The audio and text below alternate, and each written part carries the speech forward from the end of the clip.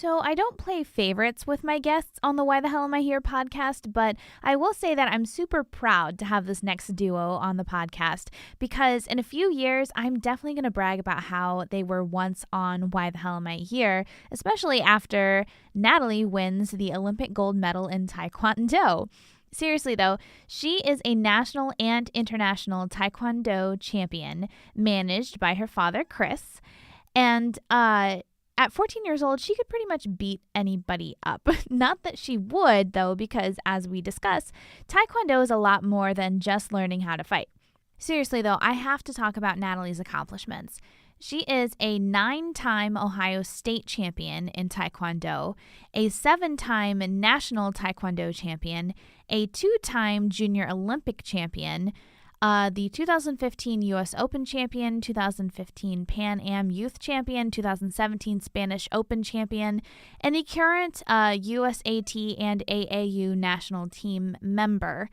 In addition, she was a 2015 Sports Illustrated Kids Sports Kid of the Year finalist and the only martial artist ever to be named one of them, and an author of 2 books. Did I mention she's only 14 years old?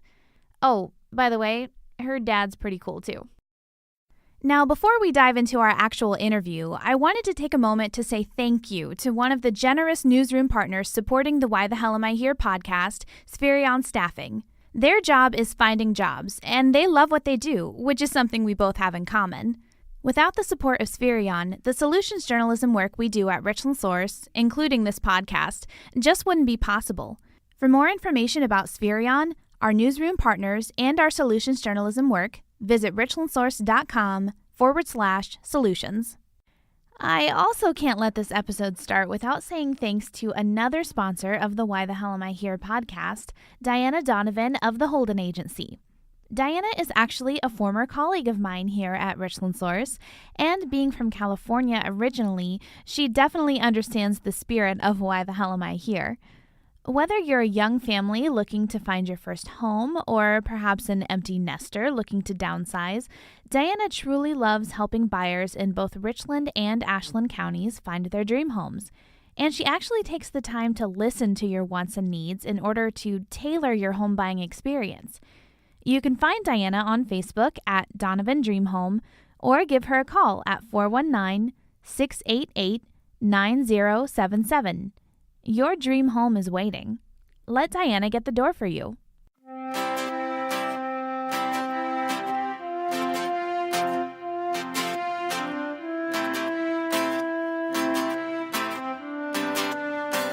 From the Richland Source Podcast Network, welcome to Why the Hell Am I Here?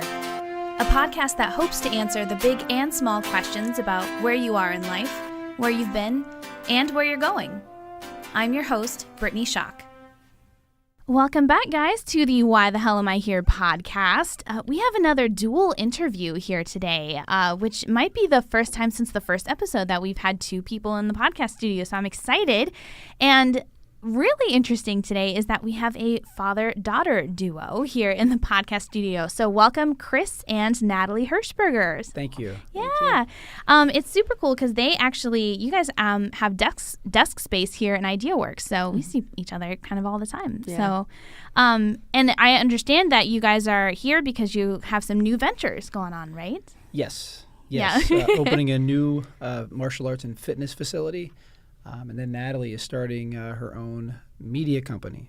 Which, Natalie, you're how old? 14. So, media company extraordinaire at 14 years old. I was not doing that when I was 14, so nor was I. Congratulations to you. We're definitely going to talk about that once we get into the podcast.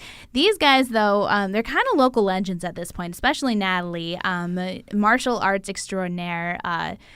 Since you were really little, people have been writing articles. I mean, I remember I wrote an article about you like years ago, and we did a little video of like you kicking your dad basically in some exercises. So are you used to that kind of attention yet, or is it kind of old hat or whatever? I mean, I'm pretty used to it. Yeah. But if I get approached by a big company like Sports Illustrated, that was really weird to me because they're such like a big company. Yeah. And I'm used to getting interviewed by like local Right, newspapers, yeah. so Sports What, you Illustrated. mean Richland Source isn't as cool as Sports I mean- Illustrated? What are you talking No, about? Richland Source.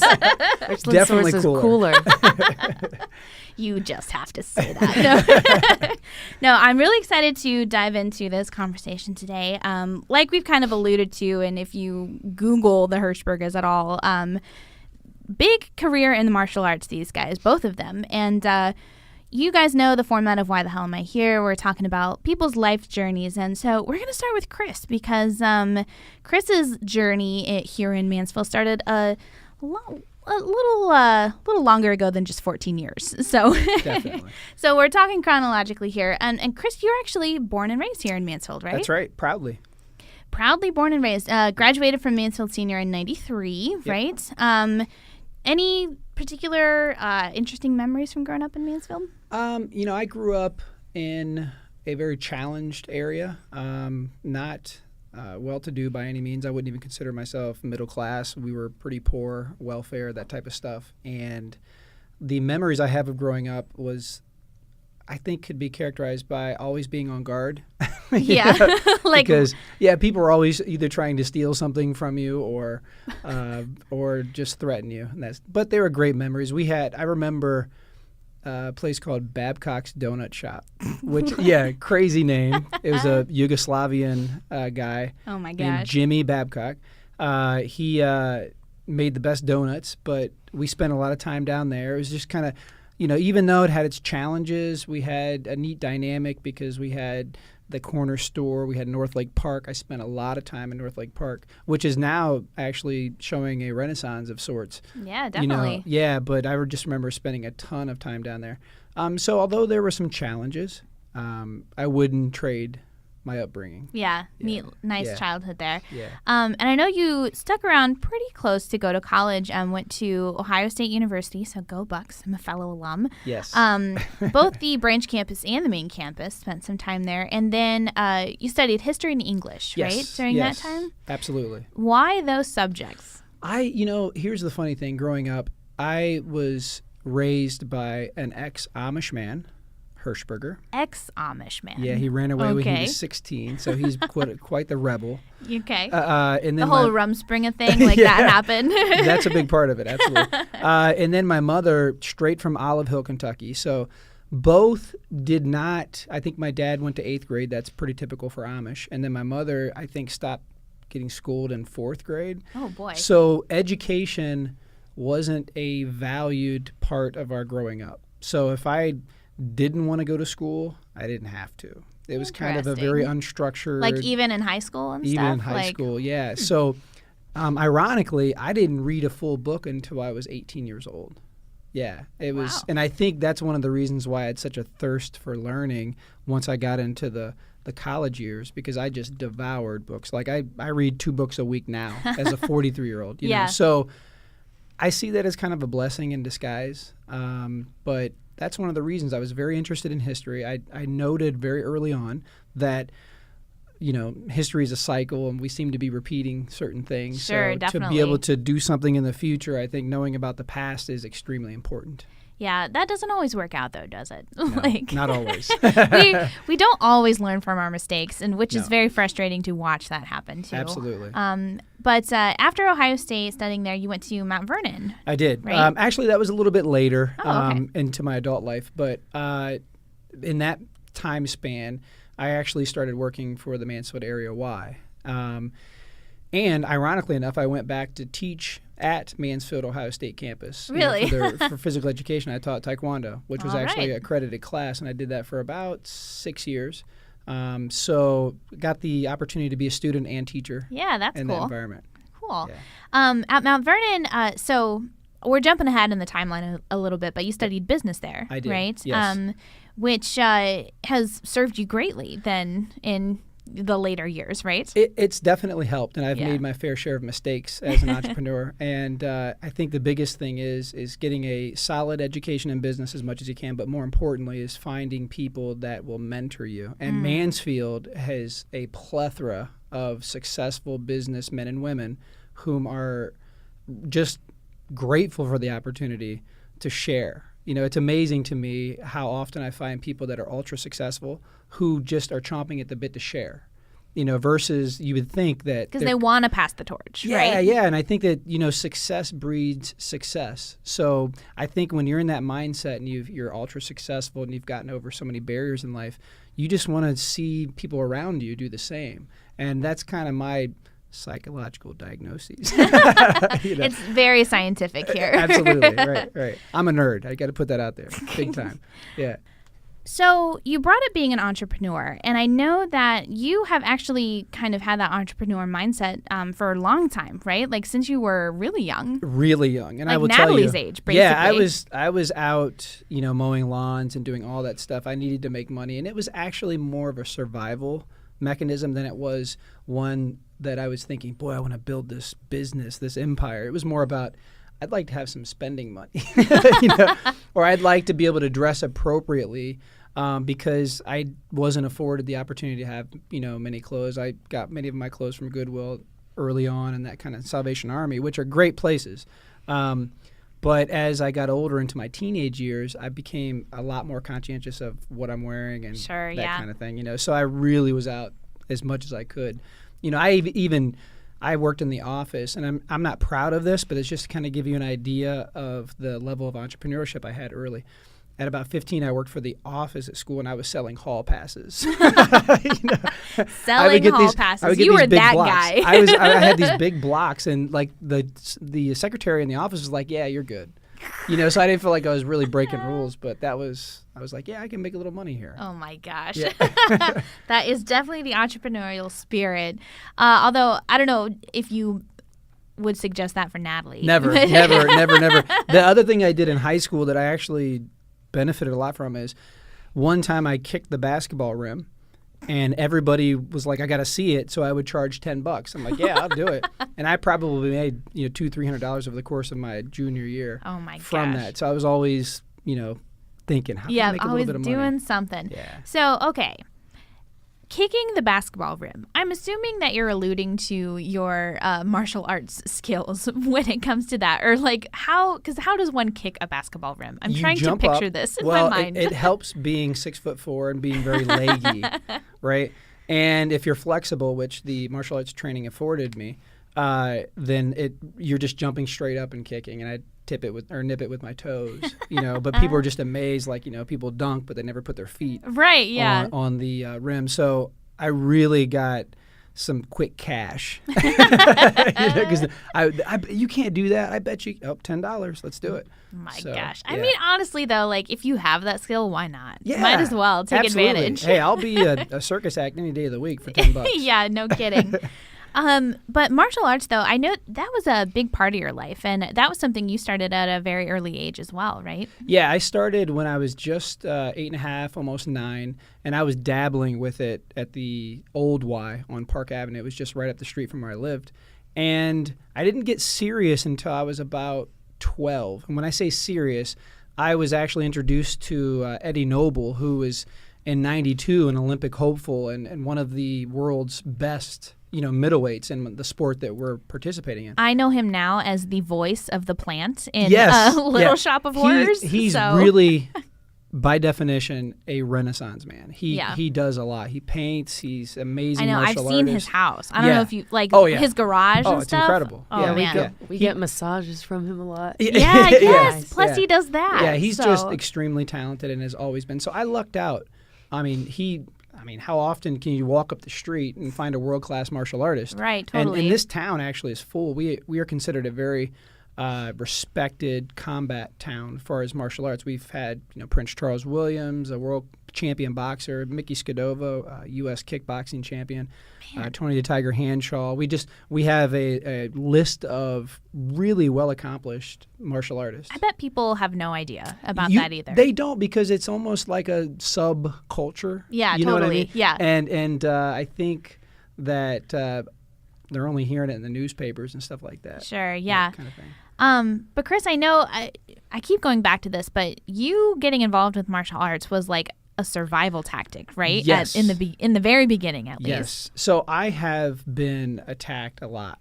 So if you look at my face, I got a nice big scar down my lip. I was actually cut by a knife. Oh my God. Someone, for a $5 bill wanted to rob me and that kind of thing. And I was 13 or 14 at the time.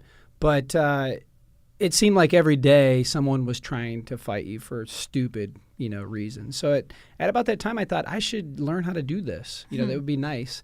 And I was already a scrappy kid, because you have to be. Sure, yeah. And I had one thing really, really good going for me, and that was my height. I was always tall. I was bigger than everybody. So I was able to avoid a lot of situations just because of that.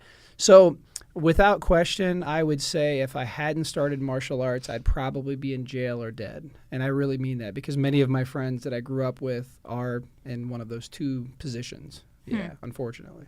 And, we talked a little bit about this, but you kind of started martial arts because you're like, I want to beat up other kids. Yes. But you quickly learned that there's so much more to it. Yeah, right? it's really fascinating when your mind and your behaviors can be cultivated by something that's so violent. Because you look at it on the surface, and this is, I think, one of the challenges many parents have before they consider signing their kids up is, this is violent, and right. I can't. This will encourage more violence. Yeah, they're going to become this bully and everything else when in reality it's the exact opposite. You learn to respect people. You find out what your potential is and how well you can defend yourself, but then you start to become better reserved with how it is you're going to prevent violence. And so it's hard to kind of grasp, but there is a period, and I was in this period where I want to see if this stuff works. And I'm not going to lie, I wasn't the perfect martial artist. In younger years, if I were to get in fights, I'm kicking people in the face and thinking, wow, this is really easy. Because I grew up many years fighting adults, especially in my teenage years, because I was as big as many of the adults in the class. So they were just throw Chris in there. When you're fighting adults on a daily basis and then you get into an altercation with a teenager, sure, it's like slow motion. It's like the Matrix, And I don't say that in an arrogant way. It's just that's how it was. Yeah. And so for me, fighting as a teenager became laughable. It was like I tried. I'm real big on, psychological, mechanisms for getting out of situations. So I would constantly ask people because they would come up, let's fight, blah, blah, blah. Hey, man, why do you want to fight? I mean, really? Yeah. I mean, let's talk this out, or, hey, let's go get some food. Everyone likes to eat. And they're probably like, what is with this guy? Exactly. They think I'm a total nut job. Right, yeah. Because they're like, I just said I'm going to whoop this guy, and he wants to go to lunch. You know what I mean? Right, yeah. So I did a lot of that because it just became kind of a game for me. And I'm like, you know what? I'm going to avoid it. But there were times when I wasn't afforded the opportunity. I was just attacked, and then you have to defend yourself. Sure. Yeah. And you actually use those skills in this entrepreneurial spirit. Entrepreneurial? There we go. Yep. Spirit, because you actually taught Taekwondo, right? Even when you were young, you said you were teaching at like age 14. Yeah. So, being a big kid, it's all about perception, and I was pretty good. So my instructor would just throw me into the class to teach. And I will tell you, and this is one of the reasons why it's important for Natalie and other students in our program to teach, you really learn a lot when you're put in front of a big class of people, and you have to manage their behavior, and you have to, keep control of the class. It doesn't get out of hand. And you have to be assertive, and you have to have leadership skills. And I learned very, very early on how to handle adults. So it really was a valuable tool for me as I started to age, into adulthood. Yeah. Yeah. Natalie, is he a good teacher? Can you attest to that? Yeah. He's a pretty good teacher. I mean, he's gotten me to where I am today, so yep. I'd say he's doing an okay job. Just okay. It's okay. Right. And but what I want to mention too, you mentioned that in addition to teaching Taekwondo, you worked at the first dollar store in Richland County. Yes, I proudly hold that to my heart. It was the first dollar store, and I just remember, it was my first real job, and where I got a real printed check and that kind of thing. I could take it to the bank, and I felt like a big shot, until I started working there, and I remember. The funny thing about working at the dollar store was most people didn't realize that there was tax included. So we got berated. So you think like I can hand you $1 Yeah, and it's fine. Here, give me that, bag of lollipops. This Right. is just $1, right? But no, I would say, hey, it's $1.06, and I would get accosted. So I'm a 14-year-old, and the martial arts really helped me then because, you're used to controlling yourself and your anger and that kind of thing. I just remember the first month being there thinking, these people are insane. We're talking 6 cents, right? And you'd have thought that I was, robbing their savings. So. Oh, gosh. So, okay, back to the martial arts, though. I mean, a fun little aside, you were pretty successful for a long time, and I know that like you were able to compete here locally in a lot of competitions and did really well, but that was kind of as far as you were able to go, right? Yeah, like I said before, growing up without the extra income to be able to travel and to pay for it, because this sport is extremely expensive, because it's not like you're playing football and you get to go to the football field that's up the road and that kind of thing, and there are no fees to play, and every time you go to a tournament you're looking at $50 to $100 just to register, and then you're looking at $1,000 for travel and expenses and all that kind of stuff. So for me, competing in Ohio was really my the length at which I could go for the most part. Mm-hmm. And so I did well. I won many state titles, and I won some national, international stuff.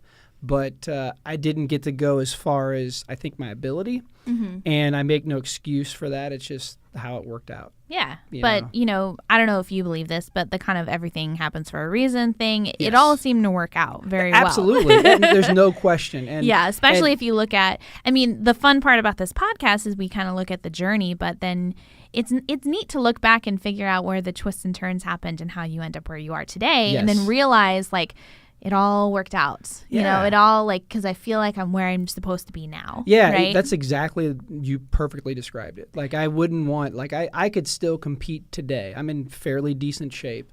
But I had to learn probably about 15 years ago, and this was when my oldest son, Cameron, started competing.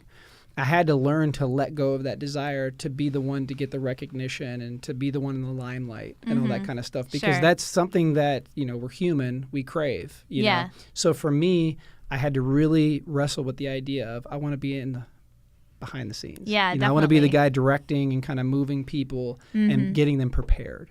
And I know that shift kind of happened. You said your last competition was in 2006. Yes. That was the last time that you actually competed, and then you kind of moved into this behind-the-scenes role, as you said, and opened a gym in 2007. And then during this time, you also have kids, right? Yes, yeah, and was fortunate enough to meet my wonderful wife, who puts up with me. Gotta plug her. Well, right? I have to, because if I'm behind the scenes, she's behind the scenes. Mm-hmm. She's really taking care of a lot of the stuff that makes it happen, that makes it possible. So when I met her, one of the things that really drew me to her was the fact that she was just a very hardworking person, and as a person that had to survive growing up, that was important to me. Sure. And then, of course, her sense of humor. I have probably a crazy sense of humor. It's very unhealthy. An unhealthy sense of humor. I always say that because people are like, have a healthy sense. No, mine's unhealthy. I sometimes don't know when to turn it off. But the point is, my brother got that from him.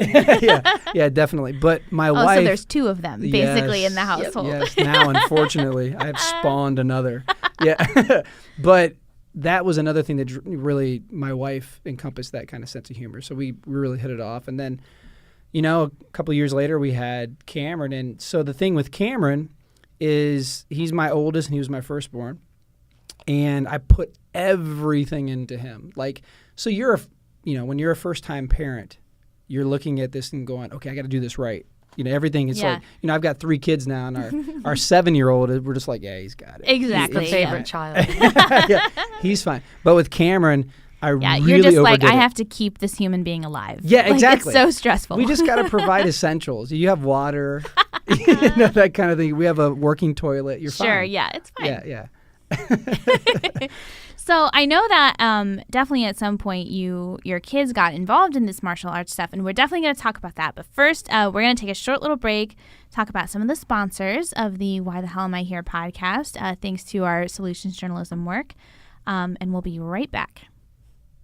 The solutions journalism work we do at Richland Source, including the Why the Hell Am I Here podcast, would not be possible without the support of our newsroom partners, including PR Machine Works, Nanogate, DRM, the Visiting Nurses Association, Richland Bank, Mechanics Bank, Ohio Health, and the Area Agency on Aging.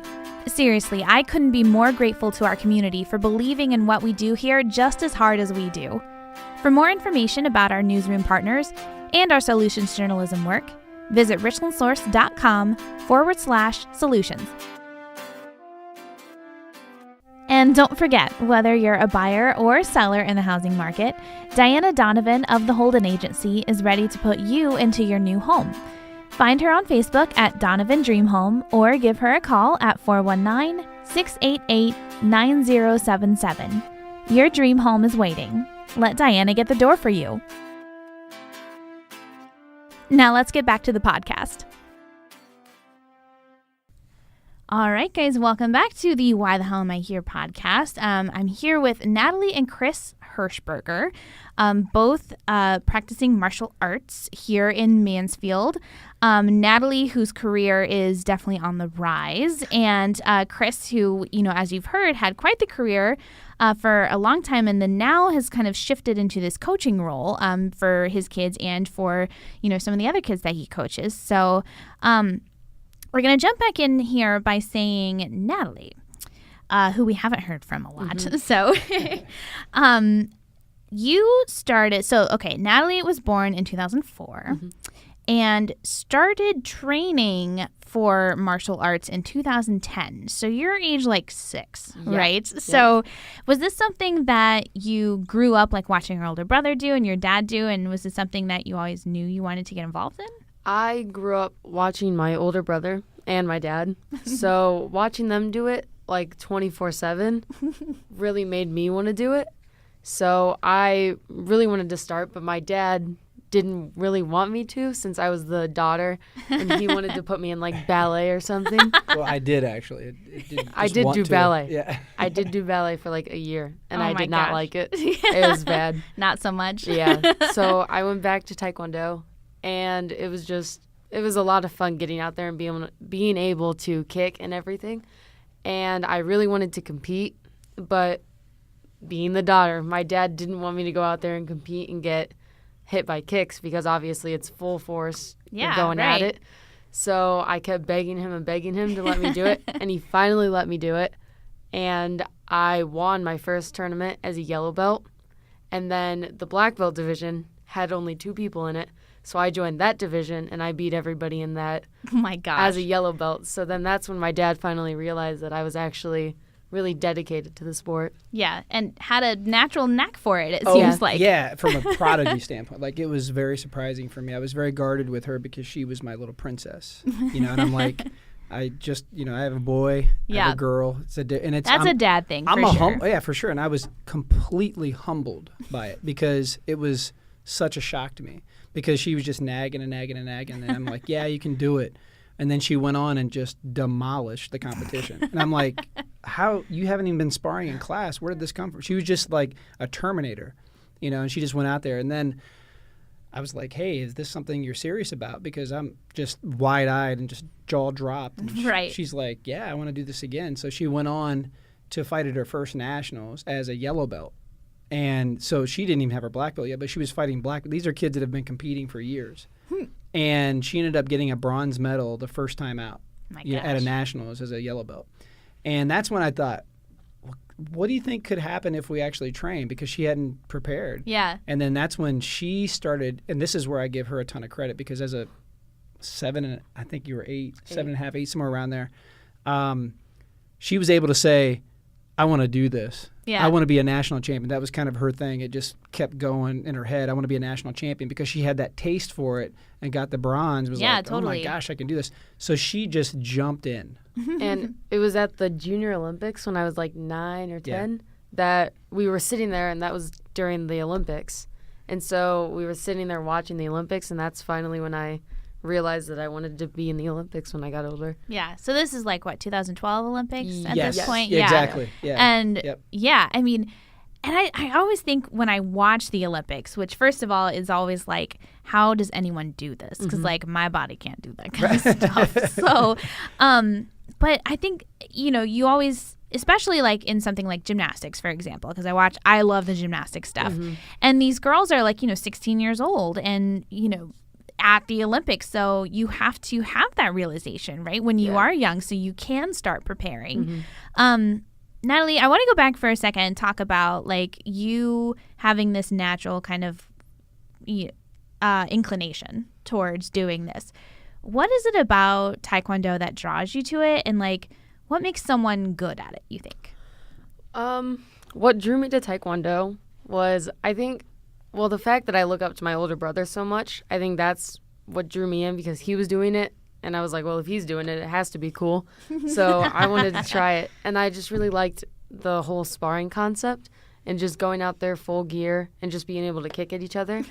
And I liked the intensity of it.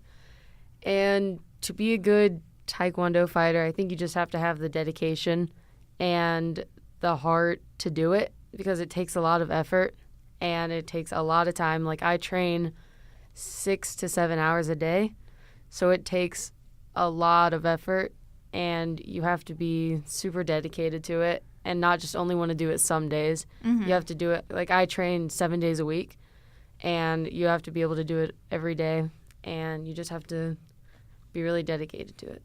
Before you decided that, like, yes, I definitely want to train and be serious about this, I mean, and Chris, you can chime in if you want, but it seems like you weren't really like training or anything, or like you just kind of went and did it. Yeah, right? The first tournament I fought out, that was the first time I ever sparred. Like I didn't spar. Yeah, I didn't have her do it in practice. Like she would come and do the kicks on the bags and stuff, and I thought, oh, she's got good form. But you can always be a person that hits a bag or a target well and then get into the ring and completely flop. Yeah, I mean, like fighting a person is totally different. When you know someone else is trying to kick or punch you in the face, it changes the entire dynamic. Sure. Right? So that's where she got me. I was like, oh my, she's like a Terminator. She just kept moving forward. And it wasn't that she was just winning. There was a mercy rule in our sport where if you have so many points ahead, they just call the match. Oh my gosh. She won like a run rule, basically. Yeah. So she won all of her matches that way.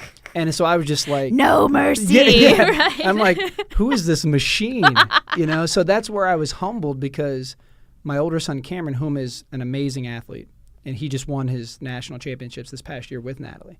He's an amazing athlete, but he doesn't have the desire, that she has. So I have a perfect example, homegrown in my home, right in the house, of a person that has the abilities but doesn't have the desire, and a person that has the abilities and has the desire. And so it's like a big difference. It's a huge difference. There's this model right in front of us. So it's beautiful for not only our own family to see, but it's a great model for our athletes to see. Sure, They get a little angry because my son literally just went to the past nationals with 4 weeks of training and won, and mercied everybody. Yeah. And so because I put everything I had into him until he was about 13, when he said he didn't want to do it anymore. He hates it now. Yeah.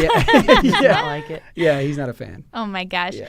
So no Olympic dreams for Cameron. No, then. but again, he's #1 in the country right now. Right, yeah. But he's just like, so he wins nationals. I'm like, that has to be so frustrating for someone who might be less talented than him, but has the desire. Who's like, he doesn't even want it. The team they want to punch him in the throat. Like I do sometimes. Because she trains her butt off. Sure, yeah. And then he can go in and put 4 weeks in and then just win nationals. It's just dumb. It is dumb. It is. Natalie, what is that feeling? I'm trying to think in my life. I don't think I've ever been in a fight. So, and you both have, but what is that feeling like where like someone is coming at you and you know that they are going to try to kick you in the face?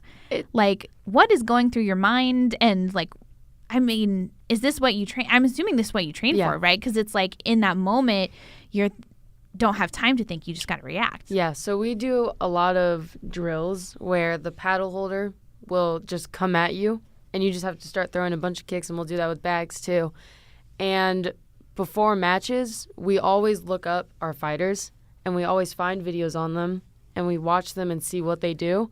And then the night before or 2 nights before, we'll just practice. Like one nationals, I went to this nationals and we didn't know the person I was fighting, and she had a crazy front leg. And I was not used to that because nobody in my age group fought like that ever. So it was really weird doing that. I beat her by only like, it was, all I know, 4 points. It was a really close match though. So that was the first nationals, and we had a second nationals, and she was going to be at the same one. So the whole 2 days. No, it was about a full week. Yeah, because we had two. So there are 2 national championships in our sport. One's AAU, Amateur Athletic Union, and the other one is the USA Taekwondo, which is the national governing body. Gotcha. So basically, they were a week apart from each other. She ended up fighting the same girl in the final match at both nationals. Phew. So we had to adapt because we had never fought a girl like that. So go ahead. That whole week, we were just training on how to counter that cut kick that she was throwing. Mm-hmm. And it really helped because in the second time I fought her in the finals, I beat her by a lot more than 4 points. Yeah, good. No, you beat her like 18-0. She gapped her, mercy ruled her. So oh my gosh. that's one of Natalie's biggest strengths is she can really adapt. Like I can say do this and she'll adapt. Mm-hmm. And many fighters don't have that ability because they've got one mode. Sure, and if the mode works, it works, and if it doesn't, it doesn't. How many girls are in your sport? It really depends on the age group. Yeah. I would say there's a little less than as many boys as there are because it's not really a boy-dominant sport. No, it's actually... There's a lot of girls in the sport. Yeah, it's fairly represented well on both sides. That's pretty cool. Yeah, so if you go to a nationals, you're looking at between 2 nationals, 50 athletes. Yeah. That she's, like right now in her rankings, I think there are like 50-something, in the country. So it's not quite as popular as a basketball or a football numbers-wise, but it's actually more popular outside of the United States than almost all the other sports. Like if you go to Europe or Asia or even Mexico, Olympic Taekwondo is only second to soccer. Wow. Yeah. Wow. Yeah. It's like huge In everywhere Spain. else. In And so Spain, when she goes to other places, she's treated like a superstar. I bet. Yeah. They yeah. probably know all about you in other places. Yeah, they're asking for autographs. And Yeah. then we're here in Mansfield and they're like, oh, it's just Taekwondo. It's like, so it's weird, for her when we travel. Especially here because football reigns supreme. Oh, it's huge. Here, Yeah. big time. And really in the Midwest. Absolutely. So... Wow, that's so cool. So, Natalie, you mentioned that you train quite a bit. Mm-hmm. What does a typical training routine look like for you? So I will get up in the morning, and I get up at like 8 or 9, depends on what we're doing that day. And I'll get up, eat breakfast, and then I'll do a 2-hour workout. And then since I'm homeschooled, I'll go back upstairs to my room, and then I will do 2 hours of schoolwork. And then we'll do an hour or 2 hours of another workout. But we'll usually go to like the Ohio Health, the gym that they have there. Because my mom works at Ohio Health, so we have a membership at the gym. Cool. So we'll go there and do some stuff. And then I'll come back, do more schoolwork. And then we'll go to classes, which are right now they're 5 to 8. So 3 hours of class and then go back home, eat, and then do a little bit more schoolwork until I have to go to bed. And then do it all over again. Yep. Rinse, repeat. Yeah, rinse. exactly. Is the homeschooling on purpose to allow for that training schedule? Yeah. Yeah. The reason so I went to Ontario for half a year, but then after Christmas break, we were going to Spain. So I really didn't have a choice. Like I couldn't miss that many days at school. Right, sure. So I had to do the online, and we did that for the rest of the year. And then I realized that that's what I was going to have to do for for pretty much the rest of my school for career. high school. Yeah. We have her set up to graduate early because Sure, she already has some high school credits because she was in the accelerated program. So, what grade are you technically in right now? I'm in 9th grade, but I'm doing 10th grade classes. Gotcha. Yeah, so she's accelerated, but she was a very, very good student early on in the public schools, was in the talented and gifted program. Being a nerd, these guys know video game systems, books are everywhere, type of thing. That's the life they know. We've tried video game systems, and it does not go well. It doesn't go well. Yeah. Especially with my older brother. Yeah. All he wanted to do was stay inside and play video games, so my dad was like, nope, And then we got rid of it. Yeah. Done with that. Done. Done. So, Natalie, can you talk a little bit about obviously working towards this Olympic dream is so important, but it requires a lot of sacrifice, right? So can you talk about some of the sacrifices and you are really living on that schedule right now, right? It is all training all the time. Yeah. And, I would assume it's worth it, but you can tell me some of the sacrifices you've had to make and your feelings about that. Usually on the weekends we have practice from 9 to 5, I think. That's usually the span. And on the weekends is obviously when everybody hangs out and everything.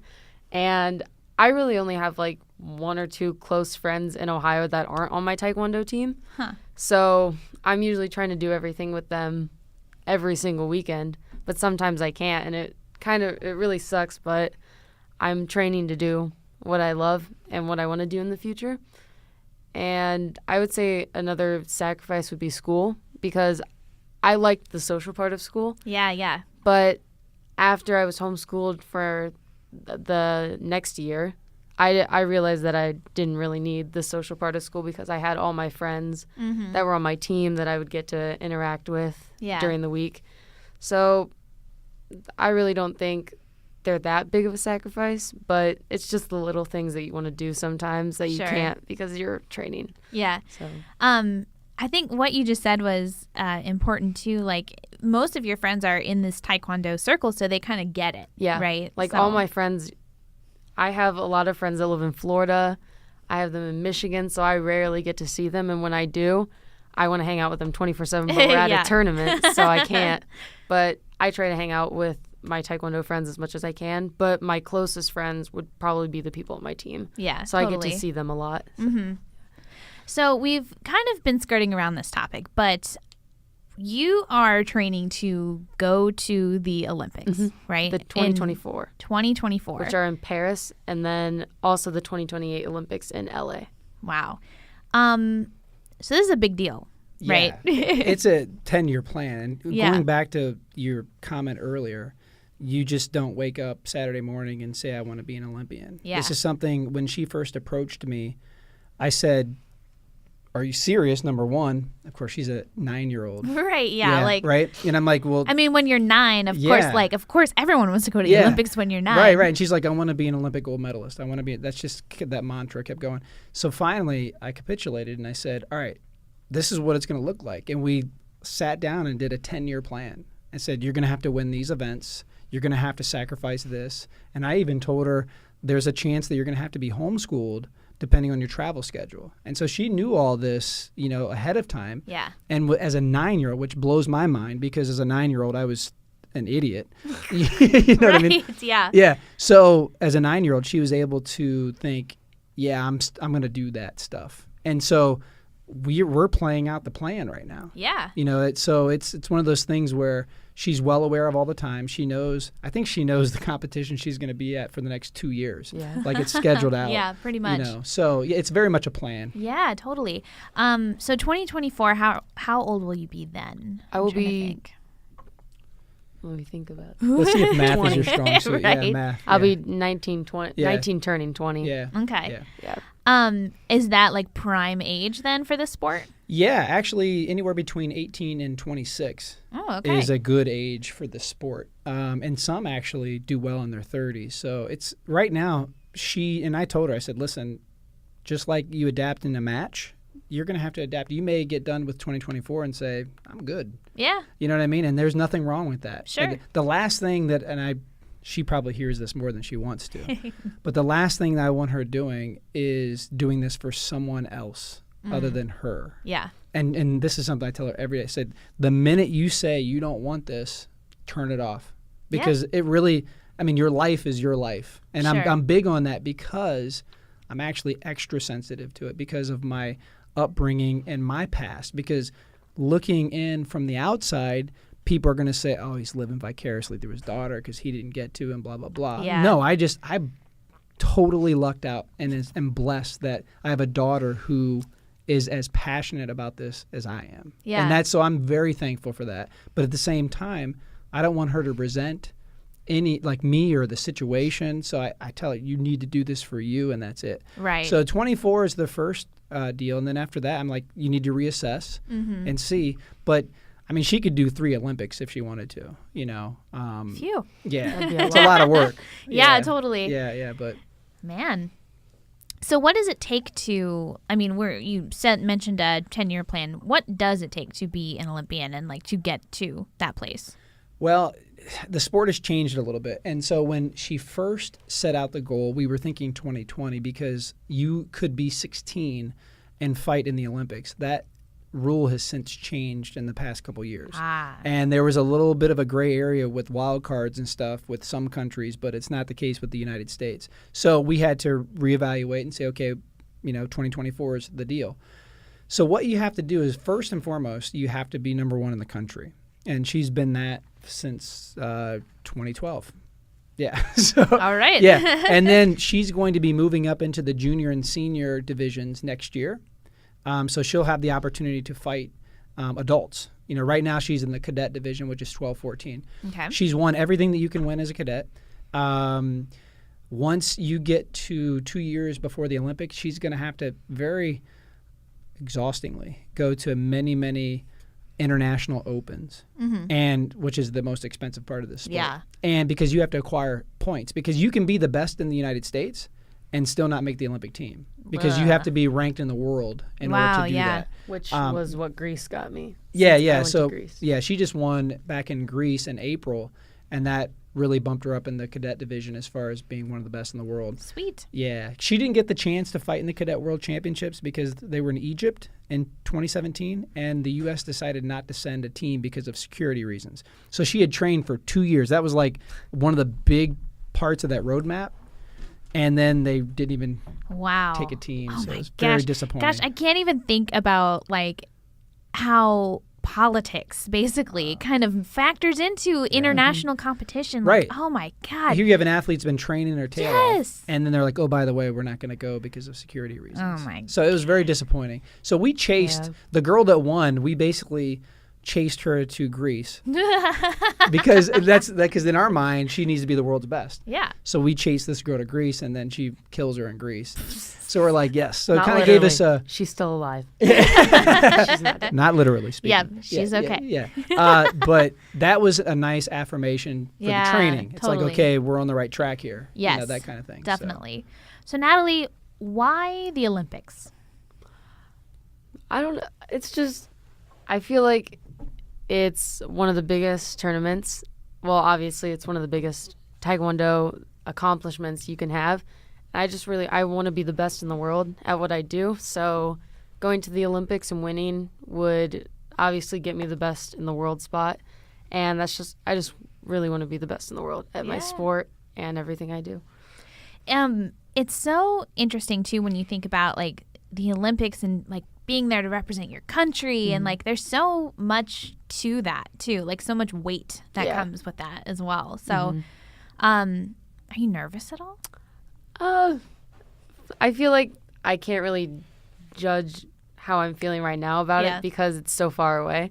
Do you feel confident that you're on the right track? Yeah, definitely. Yeah. Man, I'm going to remember this when you are an Olympian. Yes. So we will replay this podcast over and over again. And you have to come back. And without question. And that's one of the things that I have tried as a parent, not as a coach, but as a parent, to instill in her is the humility behind it. Sure. Because in our sport, you have to be extremely confident. And we train, like, there are 2 types of coaches, in my opinion. There are coaches that are training their athletes and hoping they win. And then there are coaches that are training their athletes to win. And that means that they're raising the bar so high that when they go to the competition, there's absolutely no way the competition is going to be any harder than the practice. Huh. So, and that's always been my philosophy. Yeah. So we can sit here and confidently say Natalie's going to be on the 2024 Olympic team. Like, we do, like every practice, we do at least 20 to 40 sparring rounds. Yeah. So we do almost 200 a whole week. Yeah. There's a lot of prep, and so we're very meticulous about the preparation. Yeah, so definitely. To be confident and say, yes, we're going to be there, it's not arrogance. It's just to say that we are prepared. Yeah. You know? Well, it's like you said, she's won everything she can win. Right. You've done everything you can. You're sticking to the plan. Right. So barring any kind of, outside things or like acts of God, basically, there's no reason why you shouldn't be on the Exactly. team. Knock on wood. Yes, exactly. Exactly. injuries. Exactly. Stay healthy. Right. Yeah. Yeah. Stay healthy.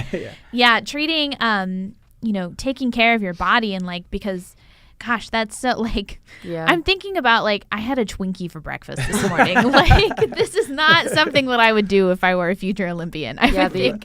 The only thing that I've had a setback with is I think I fractured both of my feet. Yeah. She Both said of your feet? Both of my feet. Yeah. Oh my I gosh. fractured my right one in practice by kicking one of my teammates in the chin. And I had to fight with one foot the whole 6 months. Yeah. After. And then right when this one healed, we went to Spain and I broke the left gosh. one. Yeah, it was, the thing is, those, and I'm sure that she probably doesn't think this based on the limitations and pain, but it was actually a blessing in disguise because she is so well developed on both sides now because she had no favored kidding. one. And it Right. really, it threw people off. Like we went to a team Tournament? trials Yeah. right after this, and everybody had been watching her tapes where she was dominant right leg. Oh and my they were like gosh. just expecting this, and she went out and just left leg, and just and so they came to me, which was really funny. They came to me and said, "Hey, Coach Hershberger, listen, your strategy was amazing. We had been watching tapes, all this and this and that." And I just thought to myself, you have no idea she was injured. Exactly. They yeah, thought it was this like was my not brilliance. On purpose. Yeah. And I let it ride. I'm just We gonna didn't be tell quiet. anybody. Yeah, you're like, thank you. Yeah, I yeah. know, I'm Appreciate wonderful. that. Thank you. So, okay, we've talked a lot about, being a future Olympian, knock on wood, hopefully, right? Fingers crossed, and being in the sport. But you guys do a lot more than just, training is obviously a huge part of it. But, you mentioned in the beginning of the podcast that like you're starting a media company and you're about to open a new gym. Right. So let's talk about that, some of the other ventures that you guys do. And I think, Natalie, you had a book at some point? Yeah, I have 2 books so far. I have Kick It Fit with Nat and Tough Girls Finish First, which was Tough Girls Finish First was my first book I released, and it was super successful, and it was great, and it was a great way of coming up with money for tournaments because, like he said, tournaments are super, super expensive, so that really helped a lot with the expenses. Yeah, totally. And yeah, I'm hoping to write more books in the upcoming year. Yeah. So this is Natalie's version of selling the hall passes. Yeah. Right? Yeah, exactly. It's just a lot more creative and legal. Makes a big difference. Yeah, totally. Yeah. Tell me about this new media venture, though. And I think you mentioned that you wanted to start a podcast yourself, too. So luckily you work in a place that has a podcast studio. Yes, and we have wonderful people who are already doing awesome podcast Exactly. shows. So the media side of things, we realized that Natalie is, she's already getting paid for appearance fees. She'll go to schools and for assemblies and stuff like that. So Cool. we needed to develop a business entity to protect her and her image and her name and all that kind of stuff. So Yeah, definitely. that was important for us early on. We've had some very key people in this community whom actually don't like being mentioned, but are amazing people, and that without them, she wouldn't be anywhere near where she's at as far as business is concerned. And the whole point behind that is to set her up to where, after the Olympics and when she's done competitively, she doesn't go, what now? Well, right. That's the thing about athletes, right? Yes. Is like eventually your body has limitations. Absolutely. So Right. So she wants to be able to capitalize on her reach right now as much as possible. She has an internet footprint better than some of the Olympians from the U.S. because of which you've been building for a long time. We have been early on, and the really had a kickoff when the Sports Illustrated, Kid of the Year finalist thing came. That's when she was asked to be in movies, and just a lot of stuff happened and catapulted from that actual event. So we decided we need to get something moving from a business standpoint to protect her, because now, she missed out on being in a major motion picture, Logan, with Hugh Jackman. Yes. Yeah, so she missed out on that because of my lack of institutional knowledge. Way to go, Dad. Yeah, we basically got a call, from 20th Century Fox that said, hey, there's a movie we want your daughter to be in. Can't tell you the title. The pre-production title is Juarez. We can't because we lose a lot of money and, advertising and all that and blah, blah, blah. But are you interested? And I'm like, well, was it PG-13? Is it R? And he gave me some real preliminary information. And I went to Natalie and I said, do you want to do this? The dates for the production fell during the 4 weeks that we were going to be at Nationals. Ah. So I went to Natalie with a very limited amount of knowledge Sure. and said, what do you want to do? And she, without hesitation, said, Dad, I'm training for the Olympics, not to be a movie star. Yeah, sure. Right. So we find out like 2 months later, I get a call back from Oliver from 20th Century Fox. And he's like, hey, now I can tell you this is Logan with Hugh Jackman. And the role is the main girl. Oh, my God. Because she like Stop. fit. Oh, yeah, my she God. fit. And so I'm like, I'm a horrible dad. I'm the worst person ever. Then again, but we didn't know if it was going to be like actually in theaters or just like like a DVD Yeah. movie or something. I Yeah. mean, hindsight's 20/20. It is, right? absolutely. Yeah. And everything happens for a reason. And Exactly. I truly believe that. But to sit when we went to go watch the movie, Yes. because I purposely, I'm like, let's go watch. And she's like, I don't think I can. We're big Marvel fans. Yeah. We go see every single Marvel movie. We see Yeah. them like every Thursday, The like at pre-premiere midnight. type of the thing. Oh, yeah. We do that. It's a So kind of we a do tradition for us. So that, things like that have happened. So to protect her and better equip her for opportunities, we're moving in the business direction so that when she's at the point, we're in the process of securing an agent, that she can have good representation and not from Sure, an yeah. incompetent father. I'm a Right, yeah. good coach. Daddy manager. Bad, right? yeah. You don't want to be like agent. Kris Jenner, No, basically. no. I want to step away. I want to be in the behind the scenes. Yes. Kind of thing. So, yeah. Yeah, I mean, it's like you said, that was probably better for your long-term goal, but it probably stings a little bit now. Yeah, just a lot. Just a lot. Just a lot, yeah. Yep. Natalie, tell me about this podcast that you're thinking of. So the podcast that we are wanting to do is basically just going to be us interviewing, well, I think us. Actually, it's just Or is you. it just me? No, I'm not. Well, then it's just me. He's like, Dad's out of the picture. On it. So it's going to be basically me interviewing like athletes around Ohio or even in the Midwest, and other people like musicians and just people that excel in their field. Mhm. And it's basically just going to be me interviewing them, seeing how they got there and what they love about it. Yeah, like people at the top of their game. Yeah. Basically. That's cool.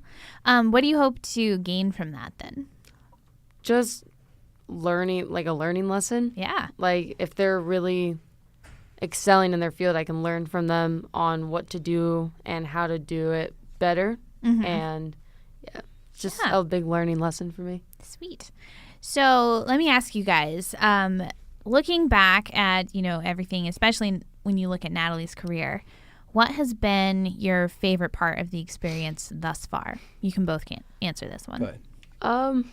I really just like, I obviously like winning. Yeah. So that's like a bonus. Yeah. And I love the training and being able to just try my hardest to do stuff. But I also really love the traveling part of it. Oh, yeah. I mean, going to Greece, that's cool. Like we've been to Greece and Spain so far.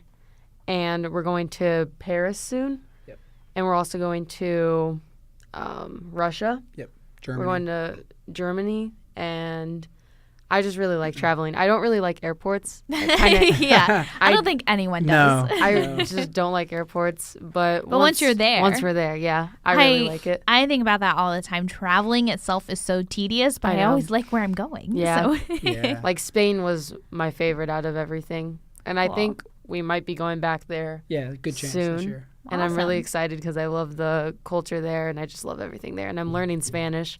So hopefully I'll know some when we Yeah. get there. And I'll actually be able to interact with people. Yeah. What about you, Chris? So for me, number one, if we're talking about Natalie's journey, it's the sharing of the bond. Sure. You know what I mean? That's huge for me. Yeah. Because she's as passionate, I would even argue more passionate than I was, definitely at her age, for sure. So seeing that happen and knowing that I'm doing everything that I can to give her the resources and tools to achieve her goal, and in turn, she's inspiring a lot of other people. Like that's I sit back and this is going to sound cheesy, but I sit back and sometimes tear up because she's in, like we go to tournaments, these, little kids come up, ask for autographs, and she's, I love signing little kids. signing So books. cute. And when we do seminars all over the country, she's after the training, she's over there hanging out with the kids and playing with them. That's huge to me because at the end of the day, if you're helping other human beings, you're doing something right. And so I'm more proud of her for that than anything. Yeah. Yeah. Well, cool. Well, guys, I think we're going to wrap it up here. Clearly, I mean, we've covered so much. And this has been so great, first of all. Thank you. And thank you both for being on the podcast. Obviously, I'm looking forward to seeing what happens, in the next, I can't do math, 6 years, right? So good luck. Thank you. I'm sure that we'll have to check in a couple more times before we actually get there. Everyone who's listening, if they want to keep up with Natalie and her career, how can people find you? You have Facebook? Or? Facebook's probably the most consistent. Yeah. And that's facebook.com/TKDGold. TKD Gold. Yes. Yep. Okay. Yes. And we're pretty much keeping up with everything on that page as far as anything she's doing. So okay, and cool. this episode is going to be on there. Well, you can look for that then. That's right. Also, So- our YouTube channel. Yeah, YouTube channel that we're building, Cool. It's all a process. All right. So keep up with Natalie there on Facebook then. And of course, anyone who wants to listen to more episodes of Why the Hell Am I Here, you can find us on richlandsource.com, on Apple Podcasts, or really anywhere you listen to podcasts. We'll see you guys next time.